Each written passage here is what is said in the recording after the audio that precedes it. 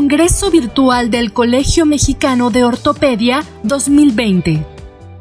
El doctor Luis Edgardo Ramos Maza se formó en la Universidad Nacional Autónoma de México. Inició la especialidad en Centro Médico Nacional en 1985. La terminó en el Hospital de Lomas Verdes por el terremoto de 1985. Fue director del Hospital de Villacuapa, es trustee AO ex oficio y especialista de las prácticas médicas grupales del Hospital ABC.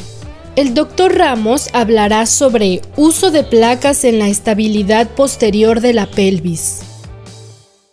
¿Qué tal?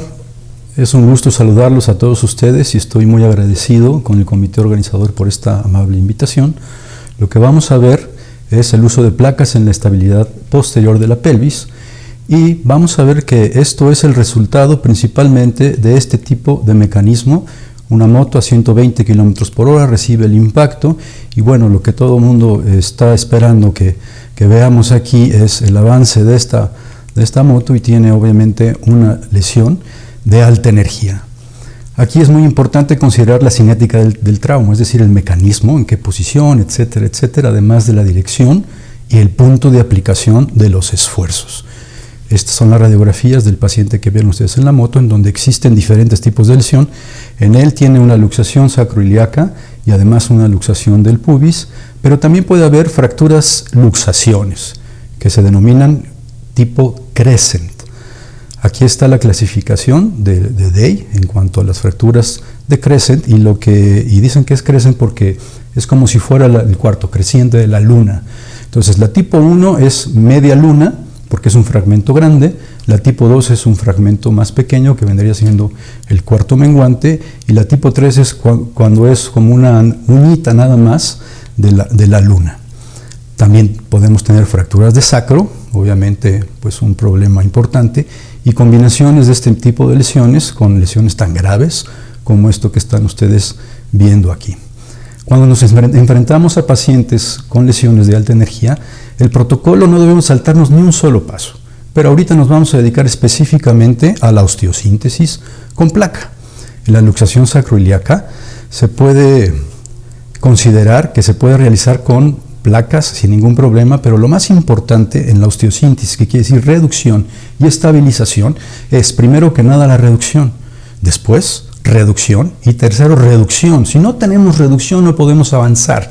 Las maniobras son muchas veces difíciles, se necesitan grandes esfuerzos para realizarla. La tracción longitudinal en general no es tan problemática, pero las rotaciones tanto hacia adentro o hacia afuera, medial y lateral, y también en flexión y extensión de alguna de los ilíacos son mucho más difíciles. Curiosamente, en una práctica en cadáver de hace más de 30 años, aquí con el doctor Rodolfo Beltrán, que en paz descanse, él descubrió que poniendo un bulto al lado del paciente, esto cierra la sacroiliaca, reduce el volumen de la pelvis y esto nos sirve además cuando tenemos un paciente sangrando, le ponemos la sábana santa y cuando vamos a quitar la sábana santa para hacer el procedimiento, esto nos mantiene a la pelvis perfectamente estable y el paciente no se desestabiliza por un sangrado mayor al momento de manipularlo. Es importante que si vamos a utilizar placas en la articulación sacroiliaca, considerar los aspectos anatómicos como la raíz de L5 y aquí podemos ver perfectamente en la fotografía de la derecha el nervio está rechazado para no lastimarlo al momento de aplicar las placas. Otra situación es que las placas sacroiliacas se tienen que poner de esta forma, ya sea convergentes o divergentes como ustedes quieran verlo. ¿Para qué? Para evitar esto, que es un efecto de limpiador o limpiaparabrisas.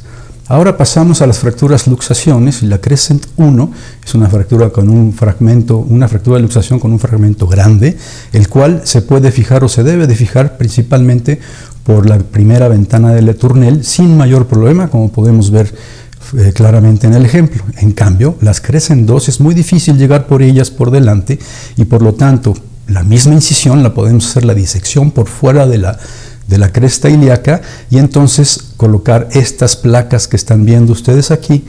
En este sentido, aquí estamos viendo que está perfectamente reducida y si nosotros intentamos hacerlo por dentro cuando es una Crescent 2, lo que nos puede suceder es esto, que no logremos una reducción y una estabilización apropiada y adecuada. Las crecen 3, podemos utilizar tornillos simplemente, pero necesitamos estabilizar el pequeño fragmento posterior que es abulsionado por el ligamento más fuerte del organismo, que es el ligamento posterior de la pelvis.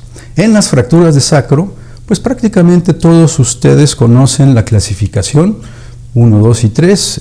Creo que no nos vamos a detener mucho en esto porque el tiempo es poquito lo que tenemos para esta presentación, pero sí vamos a ver las maneras de fijarla, sobre todo la parte posterior. Y para esto utilizamos la placa que denominamos como placa grapa, que están viendo aquí en estas imágenes, y se puede hacer con cirugías de mínima invasión. No necesitamos hacer accesos muy grandes a menos de que tengamos que realizar manipulaciones directas de los fragmentos y entonces pasar la placa subcutánea, y de esta forma podemos estabilizar perfectamente la pelvis en la parte posterior.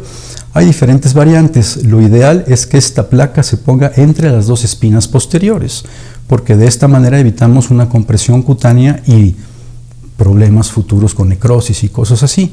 Sin embargo, como en esta imagen que podemos ver aquí, que tenemos doble placa y esta va por encima de la espina posterior y superior de la pelvis, ahí tenemos que excavar la pelvis, hacer un surco para que pase la placa y no quede protruida hacia afuera, valga la redundancia, y de esta manera evitar la compresión a la piel.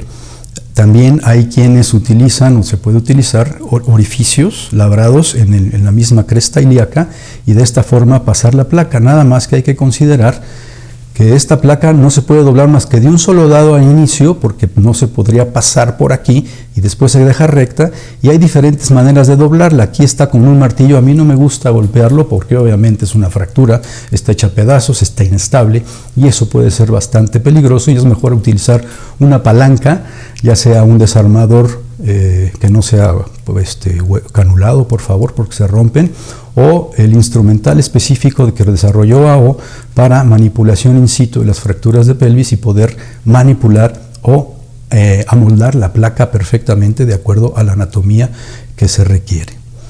También los accesos quirúrgicos debemos de reparar en cada uno de los aspectos, y puede ser de estas dos maneras, como vemos arriba a la izquierda, que puede ser curva sobre la cresta ilíaca, que es una continuación prácticamente de la primera ventana de Letournel, y otra, o de manera recta sobre ligeramente lateral a la espina posterior para evitar también la compresión al momento de la sutura. Una disección muy cuidadosa se tiene que realizar, como ven ustedes en esta diapositiva, identificando lo mejor posible las estructuras y siempre estar muy en conocimiento de los aspectos anatómicos que podemos lesionar y que no. La realidad es un poquito diferente. Si ustedes ven el esquema se ve muy bonito, pero ya en la realidad, con esto de que los músculos están avulsionados, los ligamentos, obviamente la anatomía se pierde de manera importante y esto lo hace un poquito más complejo. Otra cuestión muy importante en las fracturas de sacro es el no comprimir. ¿Por qué? Porque hay nervios que se introducen entre los fragmentos y entonces si damos compresión lo que vamos a ocasionar es un daño neurológico mayor, y podemos utilizar tanto la placa grapa, que es esta, o placas directas sobre el sacro, como podemos ver más adelante. Esta es una fractura de sacro muy inestable en la cual se logró realizar la combinación de tornillos con placa. No están peleados los tornillos y las placas, se pueden combinar y esto nos ayuda a lograr una muy buena estabilización, y siempre debemos de recordar que el anillo anterior también debe de fijarse, debe de estabilizarse, porque por muy buena osteosíntesis que hagamos en la parte posterior del arco, es muchas veces insuficiente y tiene que fijarse la parte anterior. Esta es la placa que les comentaba directamente en el sacro, y eso nos da muy poco problema para todo esto. Es un caso de una paciente de 21 años que iba en una motocicleta con su esposo, sale volando y tuvo esta fractura. Yo me enteré de ella un mes y medio después, estuvo muy grave en terapia intensiva, y vean ustedes la terrible lesión que todos conocemos. Se hace la planificación preoperatoria, la placa grapa, utilizamos el vacío para mejora de las partes blandas, se injerta, y esta placa es dentro y fuera, es decir, está fija en la parte de adentro de los ilíacos y está por fuera en la parte del sacro. Y esto nos sirvió precisamente para proteger esta parte y evitar que se pierda o que se comprima la piel, y con eso nos puede dar un muy buen resultado. No tenemos radiografías de esta paciente porque en realidad no se organizó nada, no estaba en condiciones de hacerlo. Podemos contar con cierto instrumental para estas cosas, pero muchas Muchas veces necesitamos utilizar simplemente la fuerza bruta del cirujano, como están ustedes viendo aquí, y como dice el gorrito, aparte de muchas gracias, ¡viva México, camaradas! Gracias.